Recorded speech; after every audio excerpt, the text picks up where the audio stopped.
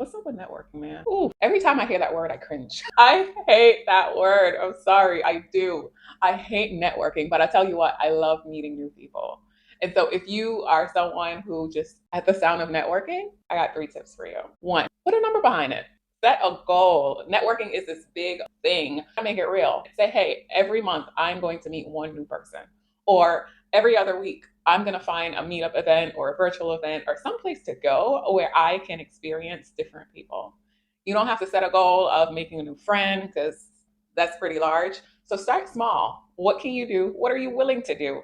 That isn't a heavy lift that exposes you to the likelihood of meeting new people. Two, find your people. Networking is so much easier when you have something in common, a shared interest, you have a shared vibe. Go out to events and find people that you genuinely enjoy being around.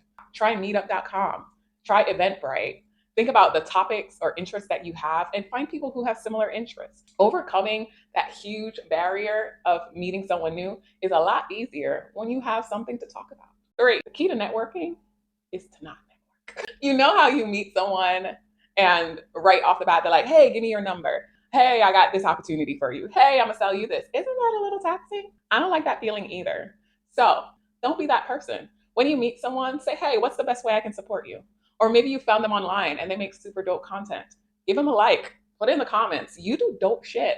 I want to follow you. Or I love your work. How can I support you? It is so much easier to make a genuine connection with someone when they know that they have your support. If you want to broaden or expand your network, put a number behind it, find your people, and support them. And before you know it, you'll be networking.